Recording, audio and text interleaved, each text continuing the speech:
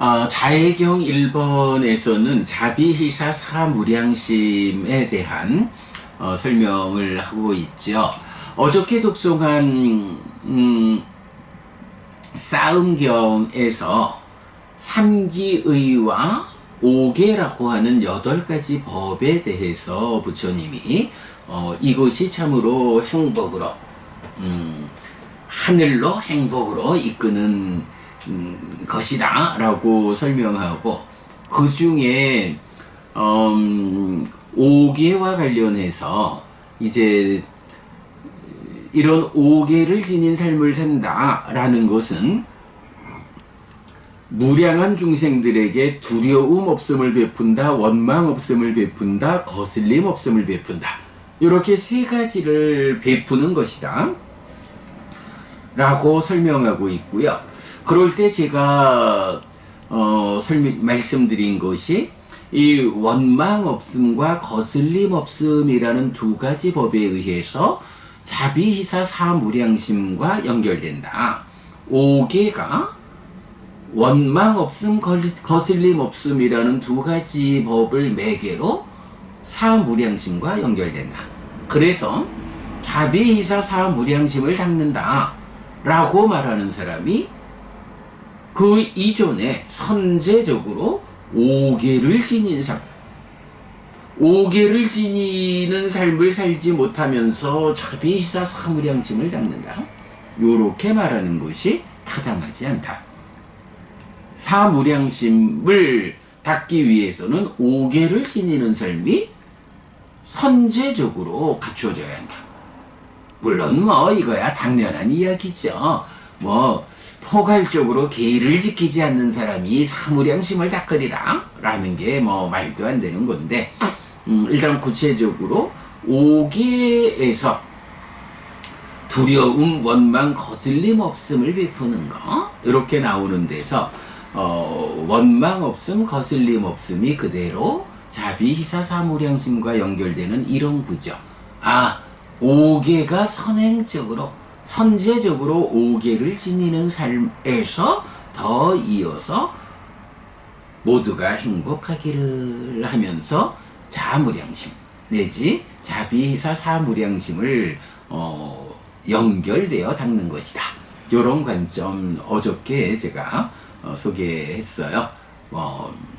가장 중요하게 우리가 보아야 하는 문제다 라고 하겠고요. 자, 그런가 하면 이제 이 경은 또 특징이 자비희사 사무량심을 닦는다 라는 거하고 초선, 제2선, 제3선, 제4선 요런 그 사무량심과 사선, 이 4가지 법들이 서로 대응하는 거를 볼 수 있는데, 자무량심은 초선에 해당하고 비무량심은 제2선에 해당하고 희무량심은 제3선에, 사무량심은 제4선에 대응한다. 왜 이게 사무량심과 사선에서 대응하느냐라고 하면, 그 4가지 무량심을 닦아서 태어나는 그 하늘 세상에 수명이 나타나고 있는데, 그것이 다름경 1번에서 말하는 초선, 제2선, 제3선, 제4선의 그 수명과 같다라는 것에 의해서 자무량심을 닦는 수행의 경지가 초선을 닦는 경지와 대응하고, 비무량심을 닦는 수행의 경지가 제2선과 희무량심 제3선, 사무량심을 닦는 수행의 경지가 제4선을 닦는 경지와 대응하는, 이제 이런 부분을 우리가 파악할 수 있죠. 자, 그런가 하면 또 이 경에서는 놓치면 안 되는 주제가 하나 있죠. 새끼 하늘에 태어난 신들 가운데 범부는 수명의 기준만큼 머문 뒤에 그 신들의 수명의 기준이 모두 지나면 지옥으로도 축생의 모태로도 악귀계로도 간다. 그러나 세존의 제자는 거기서 수명의 기준만큼 머문 뒤에 그 신들의 수명의 기준이 모두 지나면 그 존재에서 오직 완전히 꺼진다. 하늘에 태어나도 이 높은 새끼 이런 높은 하늘에 태어나도 그 하늘에 태어난 신들의 삶이 동일하지 않다는 거죠. 외도의 방법에 의해서 새끼 하늘에 범천의 세상에 태어났다 라고 했을 때 이런 외도의 방법으로 범천의 세상 높은 하늘에 태어난 사람들은 거기에서 뭐 인간으로 살아가는 동안에 그런 수행을 한 힘으로 범천의 세상 높은 하늘에 태어났어도 거기에서 이런 수행의 힘이 다하면 거기에 수명이 다할 때 떨어질 수도 있다. 그런데 부처님의 제자들은 자비 고진멸도 사성제라는 진리 위에서 연기로서 삶을 이해하고 팔정도를 닦는 이런 수행으로 벗어남의 과정을 닦아가다가 벗어남의 성취를 하지 못하고 죽으면 이제 그 수행의 힘에 의해서 초선, 제2선, 제3선, 제4선 이렇게 태어나게 되는데, 그렇게 하늘에 태어난 상태에서도 부처님의 제자들은 뭐 인간으로의 삶에서 배워 알고 있는 그 수행을 하늘에 태어나서도 지속하는 거죠. 그래가지고 하늘 세상에서 깨달아 아라한이 된다, 윤회에서 벗어난다. 그래서 하늘에 태어나서 하늘의 수명만큼 한평생을 살다가 죽으면 외도의 제자들은 다시 떨어지기도 하는데, 부처님의 제자들은 아예 거기서 그 하늘에서 깨달음을 위한 공부를 이어가 가지고 하늘의 수명이 다했을 때 거기서 반열반한다. 완전히 꺼진다. 물론 뭐 새끼에 태어난 모든 신들이 거기서 다 아라한을 성취한다라는 건 아니죠. 거기에서도 하늘의 삶에서도 수행을 이어가지만 깨닫지 못하고 죽을 수도 있죠. 그러면 또 그만큼의 성과에 의해서 더 높은 하늘에 태어나서 공부를 더 이어가는. 그래서 보면 불환자들이 태어나는 정거천의 영역이 있죠.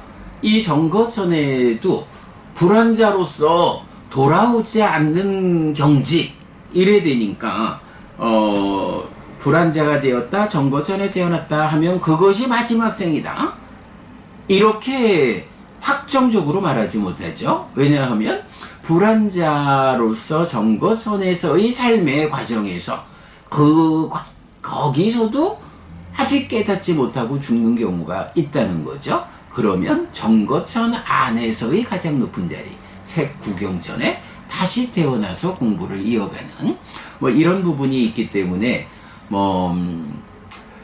세존의 제자는 거기서 수명의 기준만큼 머문 뒤에 그 신들의 수명의 기준이 모두 지나면 그 존재에서 오직 완전히 꺼진다. 요게 차이다. 요렇게 말한다. 그래서 부처님의 제자들은 하늘 세상에 태어나면 거기서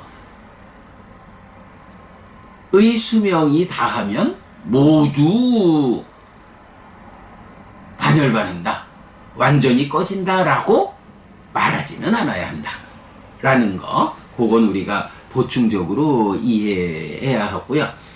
자, 그래서 이제 여기서 우리가 또 한 가지 아는 게 뭔가요? 깨닫기 위해서는 인간으로 태어나야 한다 라고 테라와다 안에서도 이제 많은 수행자들이 말을 해요. 그런데 그런 이유죠. 하늘은 너무 행복해서 괴로움을 경험할 수 없기 때문에 이 고멸의 시련을 위한 마음을 일으키지 못해서 하늘 세상에선 깨닫지 못한다. 깨달아 윤회에서 벗어나고자 한다면 인간으로 태어나야 한다. 이렇게 이제 많은 사람들이 말을 하지만 이 자해경의 가르침을 보면 그렇게 말할 수 없죠. 또 그게 참 좀 곤란한 게, 만약에 깨닫기 위해서 인간으로 와야만 하는 뭐 이런 게 사실이라 하면, 이제 이 많은 경들에서 부처님이 당신의 제자들이 한평생 살아가는 동안에 이 안에서 깨달아 윤회에서 벗어나는 게 당연한 목적이죠.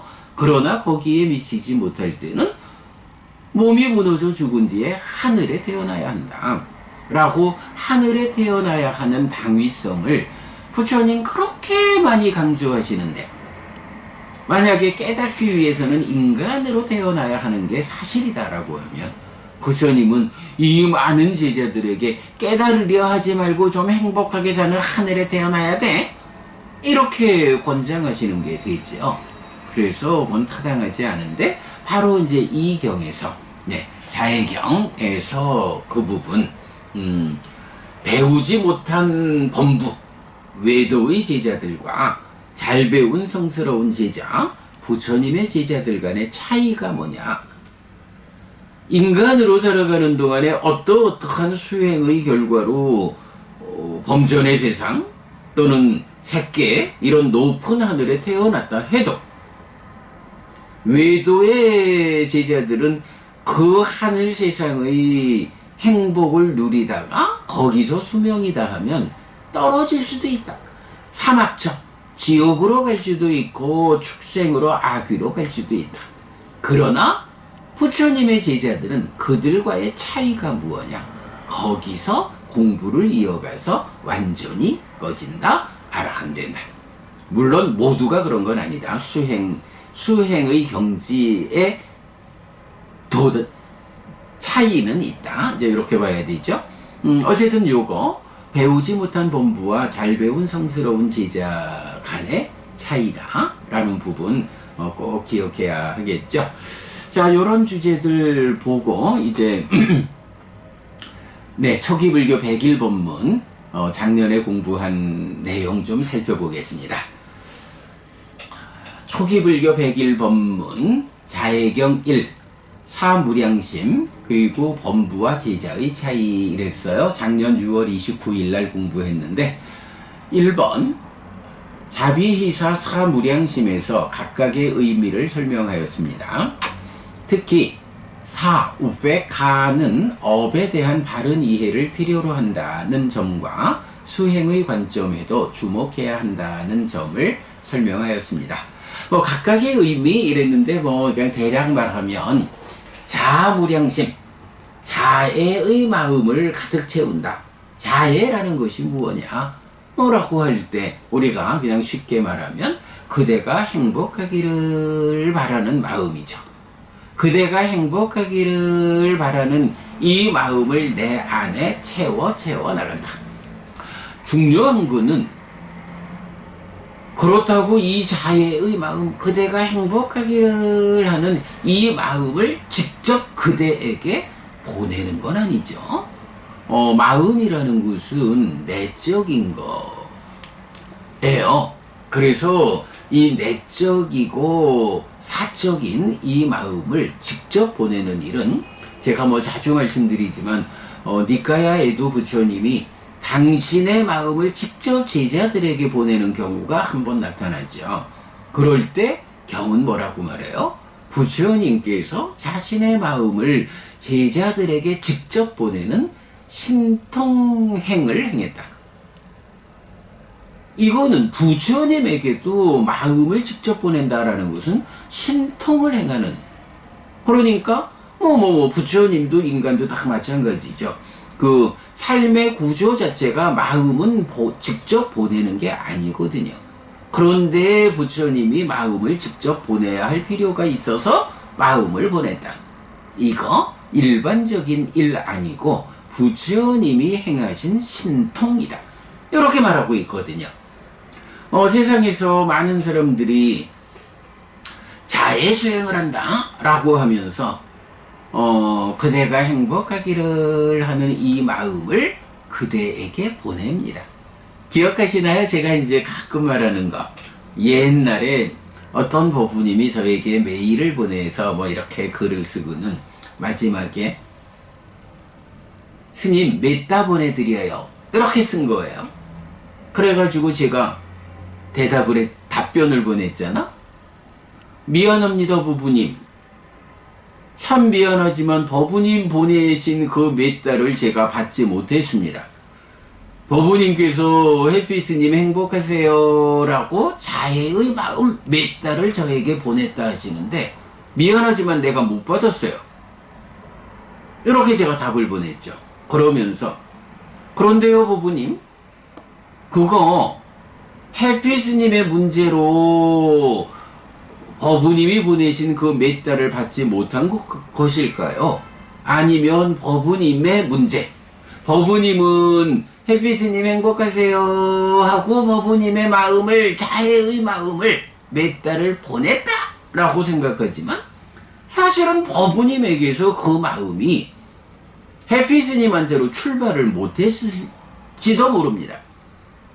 만약에 법부님이 출발시키지 못하고 해피스님 메따 받으셔요 라고 했다면 그 메따를 받지 못한 책임은 해피스님한테 있는 게 아니라 법부님한테 있습니다. 이렇게 말을 한번 했죠. 근데 사실은 그게 저의 문제가 아니라 법부님의 문제거든요. 법부님은 보낸다라고 생각을 하지만 사실은 출발시키지 못했다. 왜?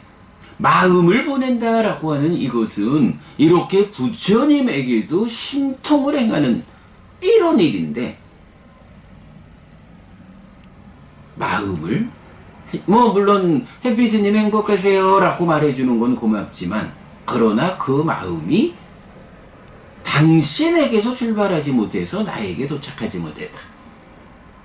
요런 부분을 제가 지적했죠. 근데 이제 사실은 그게 굉장히 중요한 거예요. 그래서 자비희사 사무량심을 말할 때 이렇게 그대가 행복하기를 하는 자애의 마음을 직접 보내는 게 아니라 이 자애의 마음을 내 안에 채우는 거예요. 그러면 행위라는 게 뭔가요? 마음이 몸과 함께, 마음이 말과 함께 어떤 일을 하는 게 행위잖아요. 그럴 때 그러니까 마음이라는 거, 심, 찢다가 행위의 원인이잖아요. 그러면 이 마음이 어떤 상태로 있느냐에 따라서 이 마음이 몸과 함께 말과 함께 어떤 행위를 한다, 업을 짓는다 할 때 그 업의 질이 결정되잖아요.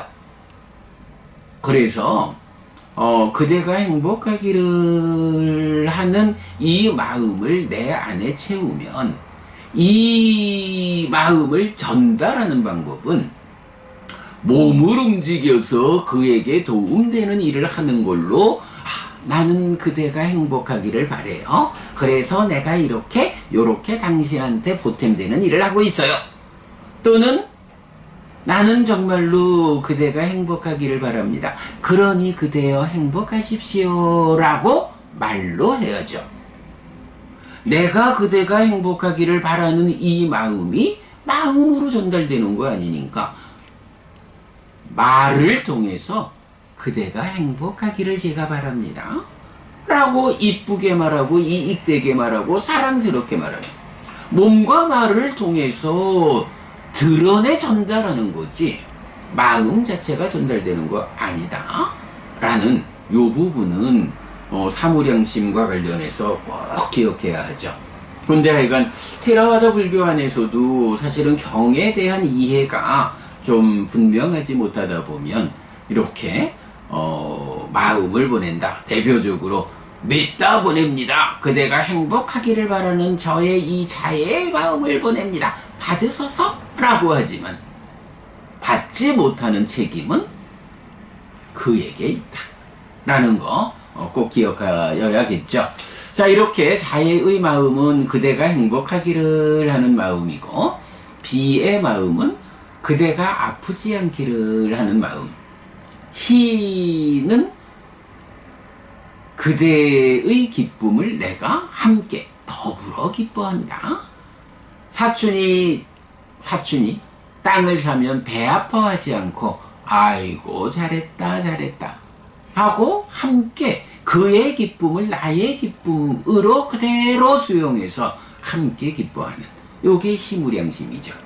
그리고 사무량심, 사평정이라는 것은 그가 어떤 행위를 나에게 해도 그의 행위로 인해서 내가 흔들리지 않고 흔들리지 않는 상태로 내가 그에게 행하는 요런 게 평정이라고 하는 사무량심이 되죠. 네, 이렇게 자비희사 사무량심에서 각각의 의미를 설명했다. 특히 우페카는 업에 대한 바른 이해를 필요로 한다는 점과 수행의 관점에도 주목해야 한다는 점을 설명하였습니다. 2. 사무량심은 원망 없음과 거슬림 없음을 매개로 무외시인 5개와 연결됩니다. 시작하면서 말씀드린 거고요.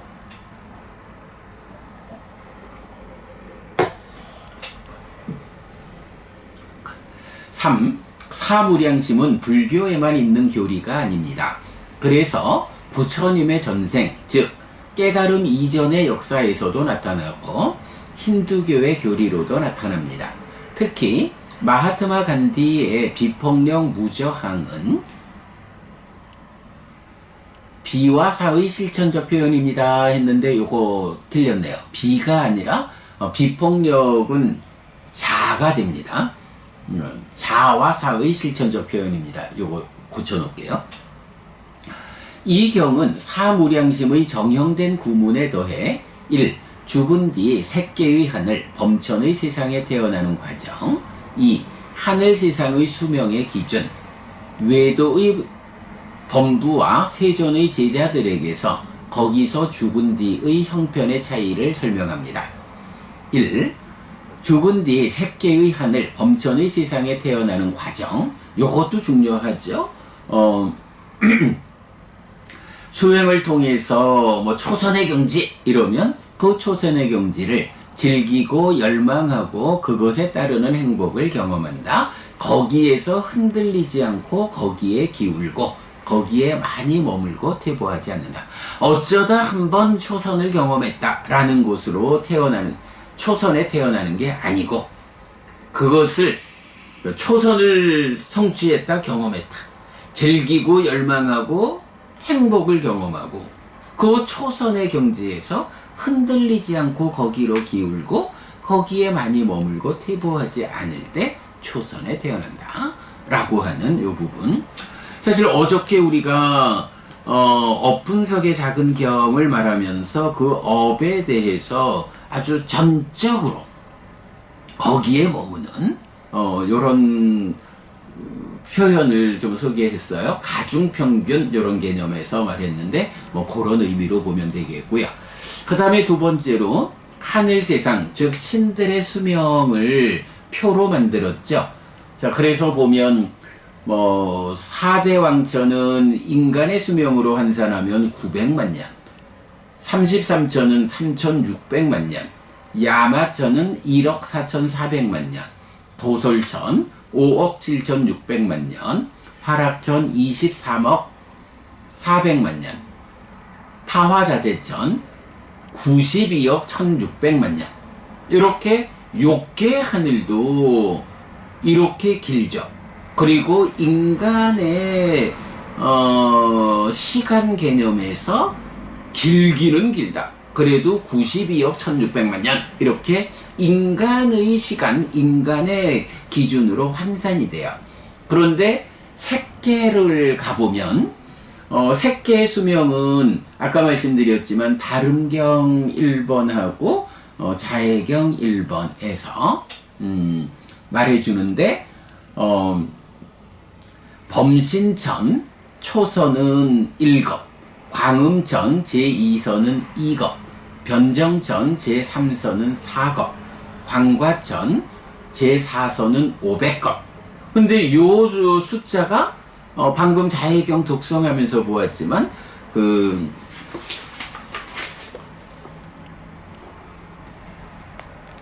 비구들이여 범신천의 신들의 수명의 기준은 1급이다 라고 말하는데, 그게 뭐냐 하면 자아무량심을 닦아서 죽은 뒤 범신천의 신들의 동료로 태어난다. 자아무량심을 닦아서 태어나는 곳이 범신천인데, 그 범신천이 초선이고 그 수명이 1급이요. 이렇게 말해서 자아무량심을 닦는 경지와 초선이 대응한다. 비무량심 제2선, 희무량심 제3선, 사무량심 제4선. 이렇게 이제 대응되는데, 그럴 때에 이제 범신천 1급, 광음천 2급, 변정천 4급, 광과천 500급. 요런 그 수명의 기준이 지시가 되는 거죠. 자, 그런가 하면 무색계 하늘의 수명은 흔들리지 않는 경지경에서 나타나는데, 공무변처가 2만급, 식무변처 4만급, 무소유처 6만급.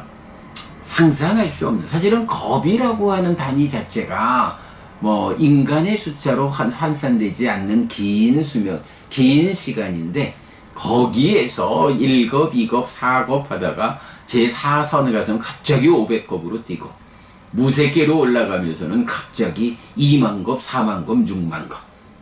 비상비비상처는 그나마 그 수명이 숫자로 나타나지 않고, 예, 이렇게 하늘 세상의 수명도 이렇게 같이 살펴보았고요.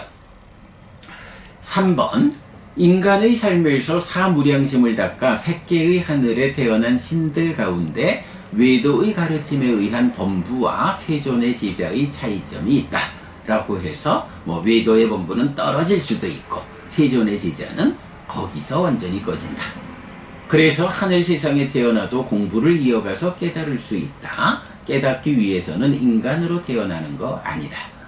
자, 그리고 이제 4번으로 테라와다 불자들에게서 발견되는 세 가지 오해를 제가 설명했죠.